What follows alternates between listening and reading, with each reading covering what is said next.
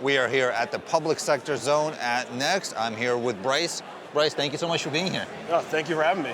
Absolutely. So first, why don't you start by telling us what are some of the problems that you're seeing in the public sector arena that you think we can help with? So in the public sector arena, accessibility seems to be a very big problem. Today at Google Cloud, we're using things like chatbots to create 311 type of environments that allow people to access the government and other agencies directly from maybe your phone, assistant, a home device, whatever it might be, making it more accessible to the people today than it is before. So it's not so much as fill out a form as much as it's let's ask a question. Also, with local agencies, we're starting to partner to create things like crisis response. So when hurricanes or things roll through, that we're enabling agencies to work together and collaborate on what they're doing today and actually respond to an incident very quickly.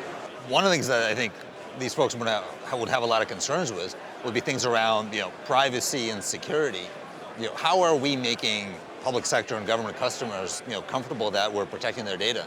Well, with privacy and security, we treat it the same way that we do here at Google today. Google is a secure environment, so we want you to have the same security that we have today in our environment. So with things like IAM and security policies and allowing people to create access and having very granular control over what people can and cannot do, it's great. And then our network is just complete, it's huge, it's privatized, and you have the ability to kind of stay off the internet and get that information back and forth securely.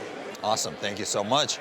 If customers want to learn more about this, what should they do? Go to Google Cloud /solutions/government, and you can find out about all the different solutions. Awesome, thank you so much. Cool.